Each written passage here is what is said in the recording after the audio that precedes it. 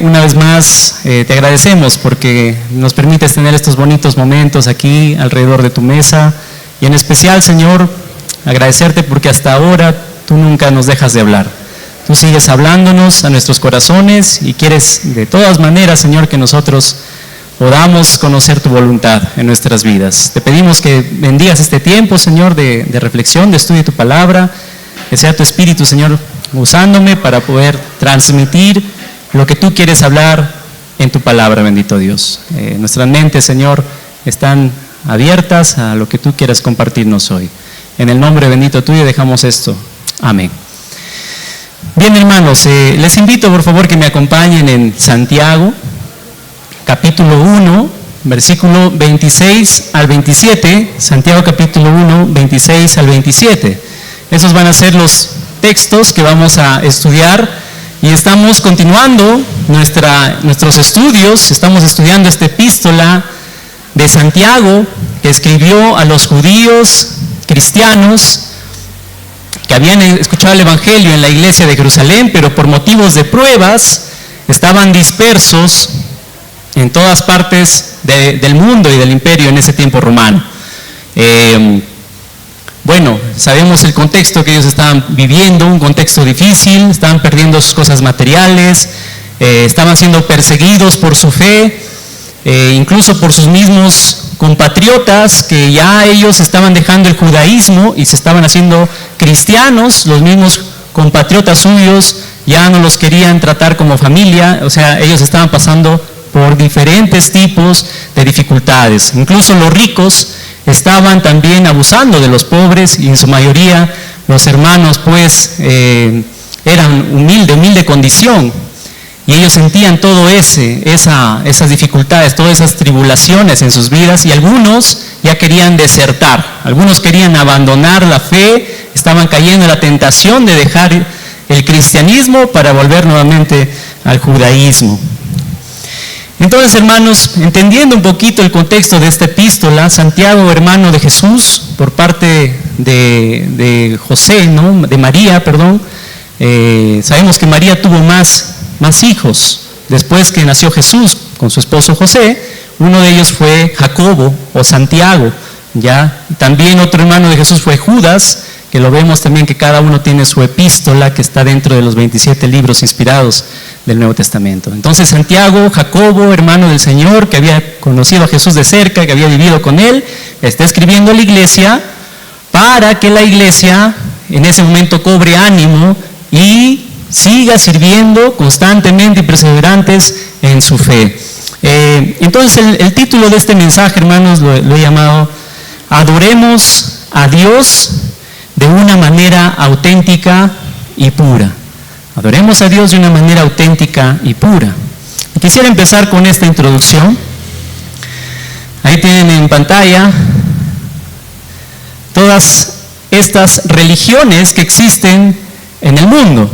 Bueno, estamos hablando de religiones, no hablamos de sectas, porque sectas y denominaciones hay bastantes.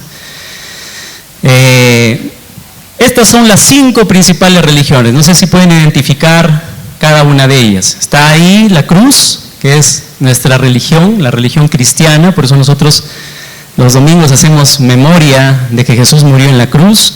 Al costado nomás ahí tienen un símbolo ahí de una lunita con una estrella, y la cúspide, la cúpula de lo que es una mezquita, ¿no? Lo que vendría a ser los musulmanes. Esa es otra religión que nunca deja de sonar en las noticias hasta ahora, ¿no? Con todo esto que vienen haciendo por causa de su creencia en Alá y en su profeta Mahoma, de recuperar su territorio que según ellos les pertenecía desde antes y que les quitaron los judíos, y ellos van y matan a los mismos judíos, ¿no? Y hablando de los judíos, al costadito de ellos está ahí el candelabro, ¿no? Es el símbolo también de la religión judía, la religión de Israel, de la cual vino nuestro Señor Jesucristo. Abajo ahí tienen un gordito que está ahí todo sonriente, ¿no? Esa es la religión de Buda, el budismo, ¿no? Son religiones asiáticas. Y al costado los hindús, ¿no? El hinduismo. Entonces, quiero empezar con esto para responder a estas preguntas, ¿no? Y creo que todos en algún momento lo hemos hecho y nos lo seguimos haciendo, ¿no? ¿Cuál de todas las religiones es la auténtica? Eso es lo que siempre todos preguntan. Bueno, y algunos responden de una manera tal vez porque en sus corazones sienten el deseo de que todos al final se acerquen a Dios y dicen y piensan que Dios recibe a todos por igual. Dicen, no, todas las religiones nos llevan al mismo Dios. Y eso es lo que a menudo, no solamente en nuestro tiempo, sino también, se está yendo el volumen. Hola, ya está bien, Joseph. Suele un poquito más, creo. Que me he quedado sin voz, estar tanto cantando, ya no tengo voz, ya se me acabó. En los tiempos de antiguos decían que todos los caminos llevaban a Roma. Como también en nuestros tiempos dicen, todas las religiones nos llevan a Dios. ¿Pero será verdad eso? Si todas las religiones condujesen a Dios, entonces ¿por qué vino Jesús? Ya no era necesario que Él venga, si todos al final nos íbamos a salvar.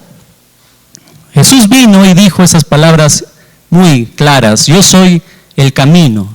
No dice uno de los caminos, sino dice el camino, el único camino.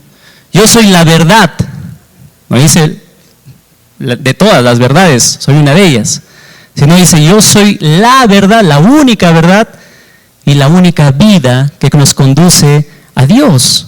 Dice, y nadie viene al Padre sino por mí. En Hechos también el apóstol Pedro dijo, y en ningún otro hay salvación, hablándole a los que estaban en la religión judía, de que no había salvación en su religión, sino en ningún otro, porque no hay otro nombre dado a los hombres sino Jesucristo. Entonces, en Cristo, nosotros es el único camino, es la única manera para que nosotros podamos llegar y encontrar el camino a Dios.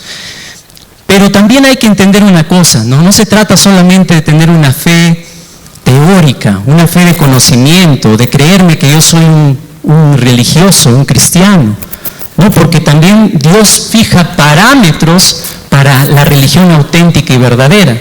¿Cuáles son estos parámetros? Y eso es lo que vamos a ver en Santiago 1:26. Dice Santiago 1:26 al 27, dice lo siguiente: si alguno se cree religioso entre vosotros y no refrena su lengua, sino que engaña su corazón, la religión de tal es vana. Acá Santiago está hablando de los que profesan decir que son cristianos religiosos, pero que no reflejan su religión con su carácter, principalmente con cómo manejan su lengua. Versículo 27 dice, la religión pura y sin mácula, es decir, sin mancha, delante de Dios el Padre es esta.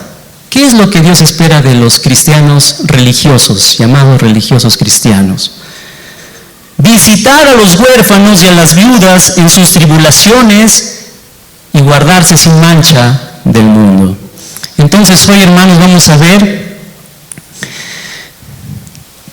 estos dos puntos principales. En primer lugar, vamos a ver la religión vana, o la religión falsa, o la religión sin fruto. En segundo lugar, vamos a ver la religión pura y sin mácula, es decir, la religión verdadera que Dios espera. ¿En qué consiste esta religión? Que debe consistir en estas dos cosas. Tiene que ser auténtica y, en segundo lugar, tiene que ser sin mancha. Entonces vayamos en primer lugar a esto, la religión vana, versículo 26. Si alguno se cree religioso entre vosotros y no frena su lengua, sino que engaña su corazón, su religión es vana o sin fruto o falsa. La religión vana o falsa, eso vamos a ver en este momento. Según Santiago y este versículo, esta religión se muestra en alguien quien se dice ser un adorador formal, un religioso cristiano. Podemos ser cualquiera de nosotros. Alguien que profesa ser un cristiano, mejor dicho. ¿Pero qué hace? No refleja en su carácter esa religión, esa verdadera adoración a Dios en Cristo. Dice que no refleja en su carácter. ¿Por qué? Porque no refrena su lengua. Para para Santiago, hermanos, la lengua muestra el estado real de nuestro corazón. Algo tan sencillo para Santiago como es este órgano que tenemos en la boca, la lengua, aunque le dicen algunos que es uno de los órganos más grandes, ¿no? Pero en realidad es pequeño para todo lo que somos nosotros. Dice según Santiago, si tú no sabes controlar tu lengua, no sabes frenar tu lengua, es probable, dice Santiago, que tú no seas un verdadero cristiano religioso. Es interesante eso, ¿no? ¿Cómo es que por solamente el uso de nuestra lengua podemos reflejar nuestra condición real y espiritual? Bueno, Santiago va a hablar mucho de eso, no quiero detenerme en este punto, pero Santiago, al igual que Jesús, nos menciona todas estas cosas. Miren lo que dice Mateo 12, 32 al 35. Acompáñenme ahí en Mateo 12, 32 al 35. Dice: a cualquiera que pronuncie alguna palabra contra el Hijo del Hombre se le perdonará, pero el que hable contra el Espíritu Santo no tendrá perdón, ni en este mundo ni en el venidero. Si tienen un árbol, su fruto es bueno. Si tienen un buen árbol, su fruto es bueno. Si tienen un mal árbol, su fruto es malo. El árbol se lo reconoce por su fruto. Camada de víboras, ¿cómo pueden ustedes que son malos decir algo bueno? De la abundancia del corazón habla la boca. Entonces aquí Santiago, conociendo a Jesús, él es claro con lo que dice, que nuestras palabras al final y el uso de ellas pueden evidenciar la verdadera espiritualidad que uno tiene. Si es un verdadero cristiano, si es un verdadero religioso delante de Dios. Solo tu uso de tu lengua. Yo me ponía a pensar, ¿cómo es eso posible? Y bueno, yo recuerdo en un tiempo que estaba en la universidad y pues ahí encontré a un amigo de aquí de la iglesia, bueno, ya no está, pero él asistía bastante acá a la iglesia, pero lo encontré en la universidad y cuando me acerqué a hablarle, no parecía ser en verdad el hermano de la iglesia, porque empezaba a hablar cosas y malas palabras, groserías que me sorprendían. ¿Cómo es que lo podía ver aquí y nunca lo conocí de esa manera? Y cuando fui, lo conocí afuera en el mundo, me di cuenta de, bueno, en verdad yo me sentí un poco incómodo por su manera de hablar, pero en mi corazón estaba a orar por él para que el Señor tal vez le haga ver ese problema, porque cuando uno viene a la iglesia, ustedes serán sinceros, y más los que son peloteros, ¿no? Venimos a la iglesia, estamos jugando al fulbito, y por ahí te meten pie, ¿y qué sale de tu boca? Y bueno, si todavía no eres un cristiano en tu corazón, van a salir cosas malas. Yo recuerdo mis 13 años nomás que vine a jugar aquí fulbito. Todas las veces tenía que los hermanos decirme, Hugo, no hables así. Y yo no me daba cuenta que estaba hablando, pero estaba hablando groserías. Claro que yo todavía no había conocido el camino de Dios, estaba alejado de Él. Pero lo primero que el Señor empezó a cambiar en mi vida fue ese tipo de lenguaje. Yo hacía chistes colorados y me los sabía hasta de memoria. Contaba en el colegio y era el alma de la fiesta por los chistes que me sabía. Pero ahora no me acuerdo ninguno de esos chistes. Ahora, no es que yo me tome como un ejemplo de perfección o verdadero religioso, pero hermanos, puedo darme cuenta que el primer cambio que hace Dios en la vida de nosotros viene a ser nuestras palabras. Pero ¿qué muestran tus palabras cuando a veces tú estás en una circunstancia así, de presión grupal, y sale una grosería? O salen palabras hirientes. ¿Qué muestran en verdad tus palabras? Y el Señor quiere hacernos evaluarnos, ¿no? Porque aquí Él lo dice, porque de la abundancia del corazón habla la boca. Y si de mí solamente salen groserías y malas palabras y un montón de cosas malas, debo preocuparme porque algo debe estar mal en mi vida. Bueno, Santiago va a hablar bastante de esto de la lengua, hermanos, pero esto es importante, ¿no? Que lo tengamos en cuenta, y en los próximos mensajes se va a hablar más acerca de esta lengua. Entonces, ¿qué muestran tus palabras acerca de tu religiosidad? ¿Mostrarán que eres un verdadero cristiano, un genuino cristiano? Lo que abunda del corazón lo dice la boca. Ahora debería ser lo que abunda del corazón lo dice tu Facebook, lo dice tus estados. ¿Qué reflejan tus estados en el Facebook o en el Instagram o en el WhatsApp? ¿Reflejan que eres un cristiano, que de ti salen palabras de bendición, sale el evangelio puro para que las personas conozcan a Cristo? ¿O reflejan otras cosas? Pero quién sabe está evidenciando cómo está tu corazón verdaderamente. Bueno, son cosas para evaluarnos, hermanos, pero Dios quiere que ahí, en las cosas pequeñas, se vea nuestra verdadera condición espiritual, nuestra espiritualidad. En segundo lugar, la religión pura y sin mácula. Eso lo vamos a ver en el versículo 27.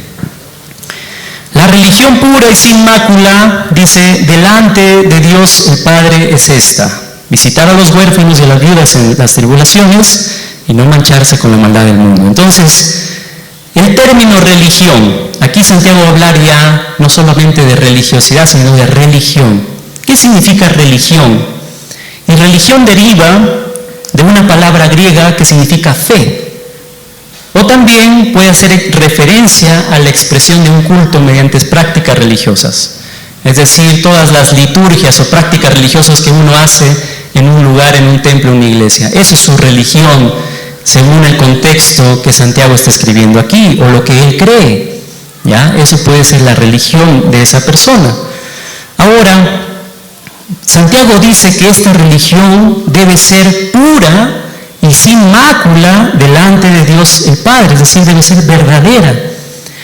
Pero para que esta religiosidad sea verdadera, debe llevarse a cabo delante de Dios, delante de los ojos de Dios. Por eso dice Santiago, la religión pura y sin mácula delante de Dios. La religión, hermanos, no se debe vivir delante de los hombres.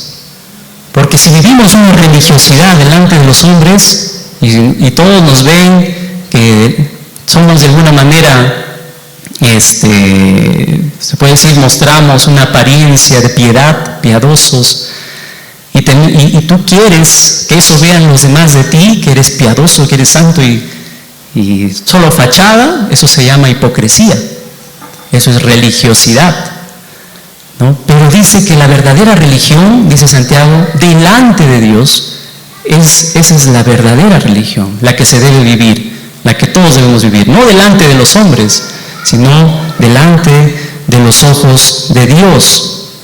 Y hay muchas religiones que se llevan a cabo ante la vista de los hombres, pero Santiago dice que la religión debe ser delante de los ojos de Dios, debe ser pura, es decir, limpia, y debe ser sin mácula o sin robo, sin rapiña, sin fraude. Esa es la religión que Dios quiere que tú tengas y reflejes en tu vida. No una religión de apariencia nomás, sino una religión pura, auténtica, y dice, y sin mácula, sin fraude, sin estafa.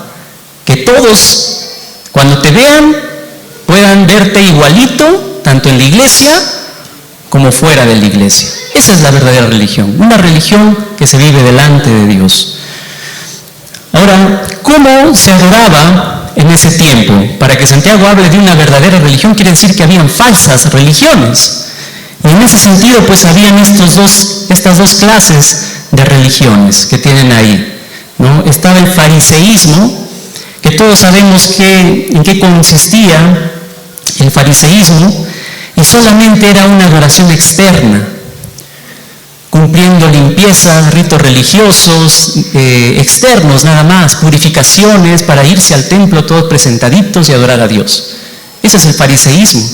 Pero Jesús, cuando vino, atacó esta religión y dijo, hipócritas, nichos blanqueados, es decir, por fuera parecen muy piadosos, muy limpios, pero por dentro están llenos de robo, llenos de pecado, como un nicho, ¿no? Por fuera se ve bonito, pero por dentro está podrido, bien.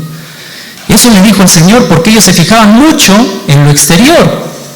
Pero había otra religión que era la más peligrosa en ese tiempo, en la época de Santiago, que era el celotismo. Y los celotes eran un grupo político revolucionario, quienes por medio de su retórica fomentaban actos violentos en la gente. Estos eran radicales, pero radicales, violentos. Estos querían recuperar la libertad judía, pero a través de la guerra. Ellos querían ir a la guerra para recuperar su libertad. Y curiosamente Jesús tuvo discípulos celotes. Había uno llamado Simón el Celote. O sea, seguramente Simón el Celote lo vio a Jesús como un prospecto de Mesías, que él sí iba a erradicar por completo la opresión romana que había en ese tiempo. Pero ahora, cuando ya Jesús muere y resucita y se forma esta iglesia, los celotes entran ahí y querían entrar a la iglesia e imponer sus ideologías revolucionarias a los miembros de la iglesia. Y les decían, claro, a ti te están robando, los ricos se están aprovechando de ti, ya pues es hora que agarres las armas, no te vas a dejar siempre. Recupera tus posesiones que ellos te quitaron a la fuerza. Por eso Santiago dice que no caigamos en la tentación, porque estas ideologías religiosas se estaban metiendo en ellos en ese tiempo. Creo que eso se ve hasta hoy en día, ¿no? Ese tipo de religiosidad violenta, ¿no? ¿Qué principio podemos aprender y encontrar en esto? El primer principio, hermanos, es que debemos ser cuidadosos en nuestra manera de adorar a Dios. Es decir, debemos adorar a Dios sin preferencias, de acuerdo a las preferencias de Dios y no a las nuestras. Por lo tanto, mi adoración debe ser centrada en lo que agrada a Dios, en lugar de lo que yo siento o creo que es correcto. O sea, no llevar una religiosidad, una adoración, una fe delante de Dios según mis parámetros, porque dice que engañoso es el corazón. Yo me puedo creer muy religioso por lo que yo pienso que estoy haciendo que es correcto, pero ¿cómo saber si estoy haciendo lo correcto? Solamente la palabra de Dios debe ser nuestra guía para una verdadera adoración y no lo que yo siento o lo que yo creo. ¿Cuánta influencia del mundo refleja en mi forma de adorar a Dios? Cuando adoro a Dios, ¿lo hago de una manera auténtica, genuina, real, o me estoy dejando influenciar por las formas y maneras que el mundo adora, como el fariseísmo, el celotismo en ese tiempo, ¿no? Tiene que ser nuestra adoración pura, sin mácula. Lo que estoy haciendo aquí en la iglesia, lo que estamos haciendo nosotros como Iglesia Cristiana Vida, ¿agrada a Dios o agrada a los hombres? Deberíamos preguntarnos eso, ¿no? Y finalmente, ¿existe alguna impureza en mi adoración? ¿Existe algún robo, algún fraude, una falta de sinceridad delante de Dios y de los que me ven? ¿Hay eso en mi vida? ¿Una doble moral? ¿Estoy orando de una manera en la iglesia y vivo de otra manera fuera en el mundo? Bueno, Santiago quiere que meditemos, hermanos, en esto. Ahora, en segundo lugar, pensando en esto de la adoración auténtica. Entonces, ¿en qué consiste la adoración pura o sin mácula? Ustedes ya lo tienen en los versículos que están ahí viendo, ¿no? Consiste, dice, en visitar a los huérfanos y a las viudas en sus tribulaciones. Eso es en primer lugar. Esa es la verdadera religiosidad que Dios espera. Preguntémosle a Dios, Señor, ¿qué esperas de mí cuando yo te adoro? Y la respuesta de Dios va a ser esta: tal vez deberías preocuparte por los huérfanos y las viudas en la iglesia. Esa es la respuesta de Dios. ¿Quiénes eran los huérfanos? Bueno, los huérfanos eran los débiles e indefensos en ese tiempo. ¿Quiénes eran las viudas? Eran las mujeres desválidas, porque en ese tiempo ser viuda era quedar vulnerable totalmente en el mundo, sin ninguna ayuda, porque el que llevaba siempre el sustento ahí y tenía las oportunidades tanto en el trabajo como en todo era el varón. Pero una mujer que se quedaba sin un varón en la casa y tenía hijos, era la peor condición y pasaban lo mismo que un mendigo directamente las viudas. Pero ¿qué estaba haciendo la falsa religión frente a estas costumbres buenas de visitar a los huérfanos y ayudar a las personas necesitadas? Por ejemplo, el fariseísmo lo que estaba haciendo es que las personas, los religiosos de ese tiempo, se enfoquen más en los rituales que en los necesitados. Eso estaba sucediendo por el fariseísmo. Solo enfocarse en mi asistencia a la iglesia, en cumplir con Dios, pero después me olvido de los demás, no siquiera estoy atento a lo que otros pasan y todo ello. Jesús les dijo a los fariseos, ¿no?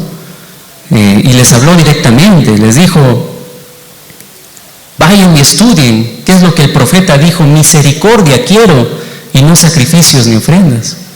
Porque a veces nos podemos concentrar mucho en el activismo, en el culto, en la reunión, pero nos olvidamos de ayudar a la persona que más necesita.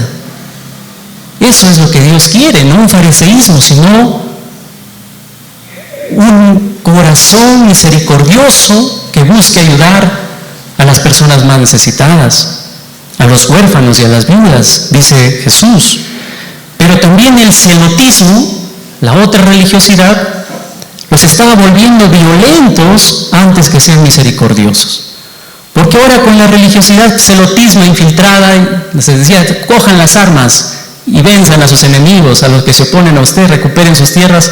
Eso generaba violencia, pero no estaban fomentando lo que Dios quiso más: misericordia por el prójimo, amor a los enemigos, aún a esos que te están haciendo y tratando mal. Jesús enseñó que tú deberías amarles, pero que no agarres las armas y seas vengativo con aquellos que te hacen daño. Pero estas dos religiosidades estaban metiéndose en la iglesia. Entonces aquí está la imagen, ¿no? Jesús siempre estando atento a las necesidades de los demás. La adoración auténtica, y pensando en algunos principios para nosotros frente a esto que Dios espera, ayudar a los huérfanos y viudas.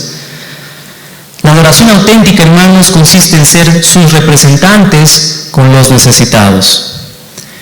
¿Quién era el que se encargaba de velar en el pueblo de Israel por los desválidos y por los que no tenían quien los ayude?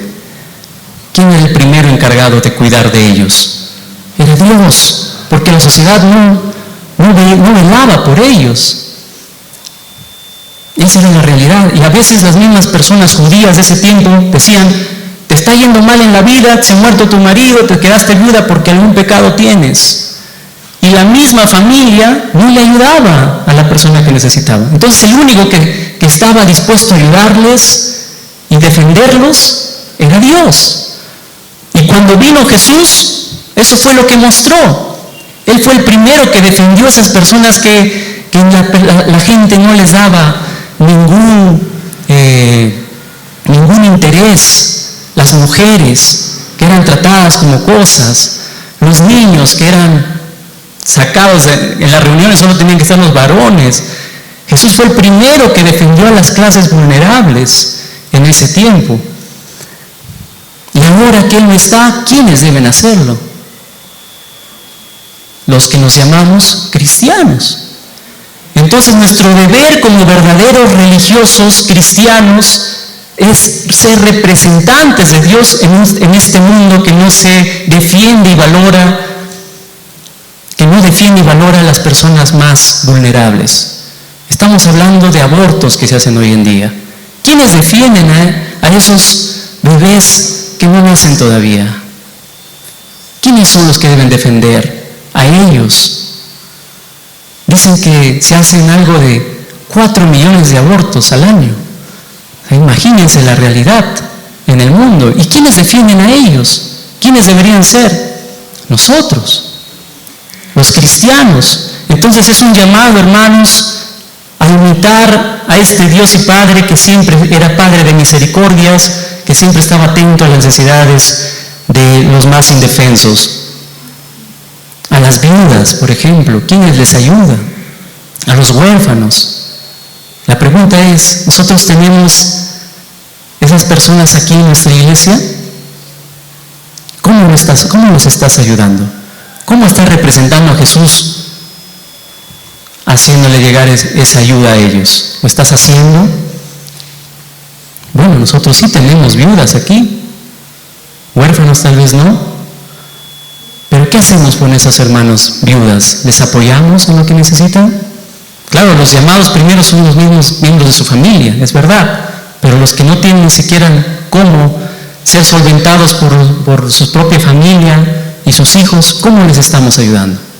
Por eso, hermanos, nunca nos olvidemos ni descuidemos a los huérfanos y viudas aquí en la iglesia. ¿Tú quieres saber quiénes necesitan algo aquí en la iglesia? Acércate a los ancianos. Te vamos a dar una lista de personas que en verdad están necesitando de un apoyo. Pero a veces nos cerramos tanto en las reuniones, nos cerramos tanto en las cosas litúrgicas y cultistas, nada más que nos olvidamos de la verdadera religión, que es apoyar y ayudar a estas personas que más lo necesitan. Debemos practicar una adoración activa. ¿A qué nos referimos con eso de adoración activa? De dejar lo cultico, como les decía, ¿no? Y irnos a lo práctico, a la ayuda a las personas. Pregunta aquí importante es: ¿estoy atento a los hermanos desválidos e indefensos en la iglesia? ¿Puedo decir que soy un representante de Dios socorriendo a los afligidos cuando más lo necesitan? ¿Qué hacemos cuando escuchamos en el grupo que un hermano está pidiendo oración por sí mismo, por sus problemas? ¿Corremos a ayudarle en lo que necesiten? ¿Le preguntamos cómo está? ¿Le hacemos una llamadita siquiera para saber cómo está? Esa es la religión que Dios quiere que vivamos, pero vivimos a diario solamente haciendo y cumpliendo nuestras responsabilidades, pero ¿qué del resto? ¿Qué de las personas que están necesitando? ¿No? Debería haber un interés en nosotros más directo por los hermanos necesitados. ¿Puedo decir que soy el representante de Dios socorriendo a los afligidos? En tercer lugar, hermanos, ¿en qué consiste la adoración sin mácula? Dice, la adoración pura y sin mácula delante de Dios el Padre es esta, dice Santiago. ¿En qué consiste esa adoración pura y sin mácula? Guardarse sin mancha del mundo. Y si Santiago dice que debemos guardarnos sin mancha del mundo, eso quiere decir que el mundo quiere mancharnos, que el mundo quiere ensuciarnos a nosotros con sus prácticas y sus costumbres, a nosotros que somos los adoradores de Dios. Quiere ensuciarnos con el pecado, a nosotros que debemos vivir en una vida sin mancha, santa delante de Dios. Ese modelo celote de la violencia no era parte de la verdadera religión.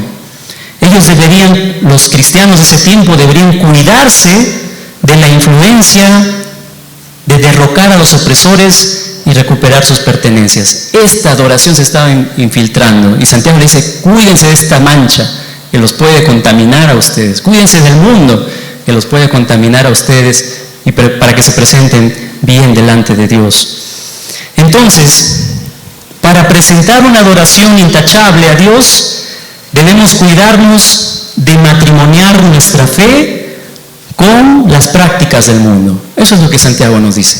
Cuidémonos de unir o de dejarnos influenciar por las prácticas seculares, por las prácticas del mundo. Miren lo que pasó cuando la iglesia, bueno, los cristianos y las personas que adoraban a Dios se dejaban influenciar por el mundo. Tenemos, por ejemplo, a Israel en el Antiguo Testamento. Israel unió culto a Dios y aparte ellos también adoraron a otros dioses, cayeron en el paganismo. Por eso Dios les dijo: no vayan a esas tierras, pero no practiquen lo mismo que ellos practican en esas tierras. Entonces eso es lo que pasaba. ¿Y qué pasó? Finalmente ellos cayeron en un adulterio espiritual. Y por eso es que vinieron naciones y los sometieron a ellos. Por causa de su adulterio espiritual vinieron los juicios también a Israel. La iglesia en el Nuevo Testamento unió culto a Cristo con el gnosticismo griego, con la filosofía griega. ¿Y en qué resultó eso? En la herejía. Por eso que en los primeros siglos de la iglesia existían herejías por montones. Y existían falsos libros apócrifos que circularon en ese tiempo. Porque la iglesia ese tiempo mordió el anzuelo de la filosofía. Y unieron la religión con la filosofía y dio como resultado todo esto. En tercer lugar, en el siglo II, la iglesia unió el culto a Dios con la política o el Estado. ¿Y eso en qué resultó? La falta de sincera espiritualidad y santidad. Y eso resultó en que en la misma iglesia, en esos tiempos, pues al dejarse influenciar por la política, ellos cayeron incluso en esto del celotismo, se puede decir, porque en el nombre de Dios comenzaban a matar y a torturar a las personas que no tenían la misma fe cristiana. Y se creó la Santa Inquisición, que de santa no tenía nada, que a todos aquellos que no practicaban y profesaban la misma fe cristiana, los mataban y los torturaban con torturas terribles. Y eso se fue dando por el largo de hasta 1000 años. Imagínense, 1000 años de torturas en el nombre de Dios. ¿Hasta dónde se puede llegar cuando se matrimonia la fe con la política, por ejemplo, ¿no? Por eso es que no debe estar unida así. El protestantismo en el siglo XIX unió su culto a Dios con la historia y la cultura y se creó la teología liberal. Eso es lo que hoy en día. Ahora ya nadie cree en los milagros de Jesús. Dicen, no, pues Jesús no multiplicó los panes, sino que simplemente sacó su chanecito con sus discípulos y ellos empezaron a compartirlo y todas las demás personas sacaron sus chanes y todos empezaron a compartirse, pero no hubo una multiplicación de panes. Esa es la nueva teología liberal que está surgiendo en Europa. Ahora dice que no existen los poseídos por demonios, que ese tiempo eran esquizofrénicos. Todo matrimoniándose, uniéndose a la fe con la ciencia, y como resultado se quita la autoridad y el poder de Dios en el cristianismo. Y finalmente, en este tiempo nomás que ha pasado, el protestantismo unió el culto a Dios con la justicia social. Y como resultado, ahora está lo que vendría a llamarse la teología progresista, el progresismo, ¿no? Donde ahora las iglesias tienen que tener la bandera arcoíris y recibir y no decir nada a los que tienen la ideología de género, a los homosexuales en la iglesia. Solamente llegar a un buen diálogo y aceptarlos en la iglesia, que no cambien y que así sigan. ¿Por qué? Porque la iglesia ha mordido el anzuelo de la justicia social en este tiempo. Y así, hermanos, todas estas cosas se están dando porque se matrimonia la religión con el mundo mismo. Y en tercer lugar, vamos terminando ahí. Bien, para presentar entonces una adoración intachable a Dios, debemos cuidarnos de matrimoniar nuestra fe con el mundo. Debemos tener precaución en nuestra adoración personal para evitar que el mundo nos corrompa, influenciándonos con sus propias costumbres. Recordemos que estamos en el mundo, pero no somos del mundo, dijo el Señor. Ustedes están en el mundo, pero no son del mundo. Ustedes son la sal y la luz. No deben permitir que el mundo se corrompa más de lo que está. Ustedes son la sal. Eso es lo que nos enseña la palabra de Dios. Ese es nuestro deber, hermanos. No dejarnos influenciar por el mundo, sino nosotros influirles con el Evangelio, con lo que Dios quiere. Recordemos eso, ¿no? Y entonces hay una pregunta aquí para concluir. ¿En qué medida afecta el mundo a nuestro estilo de adoración? ¿Se refleja en nuestra adoración estas cosas, por ejemplo, el consumismo?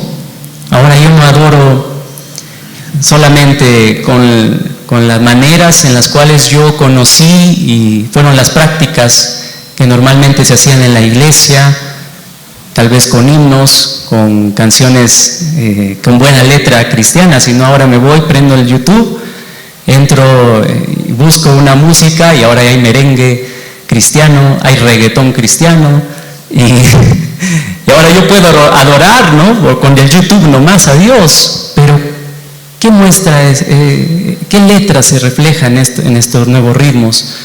¿Qué refleja eso? ¿Santidad o solamente carnalidad? No, porque ahora todos pueden adorar prendiendo el YouTube y ahora pueden entrar en cualquier reunión que se da en otras iglesias y ahora puedo entrar a esta reunión en tal iglesia, en otra reunión. Nos volvemos consumistas, pero en la iglesia ni siquiera asistimos ya y ni siquiera adoramos a Dios a la manera que Dios quiere que se le adore, ¿no?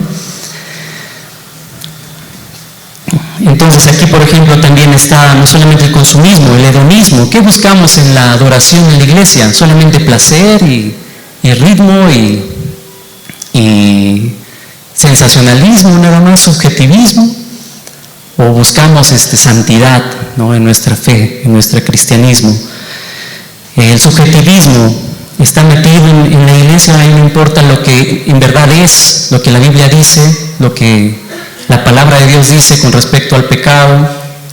Por ejemplo, el homosexualismo, la Biblia es clara y dice que eso es abominación delante de Dios, y lo dice claramente el Señor. Pero ¿qué hacemos en la iglesia? Igual aceptamos a las personas que vienen porque son cosas que son puntos de vista nada más, son cosas subjetivas, o le hablamos lo que es la verdad y que debe dejar ese pecado. Si eres adúltero también debes dejar ese pecado. Eso es lo que Dios quiere, que nosotros seamos claros, que esas prácticas no glorifican a Dios. Claro, debemos recibirlos, pero a la vez también decirles la verdad con amor, de que esas cosas no están bien delante de Dios y que deben cambiar como nosotros también hemos cambiado. No caer en el subjetivismo y cariñarnos todos y vivir todos felices a pesar que vivimos en el pecado. Eso no es lo que Dios quiere.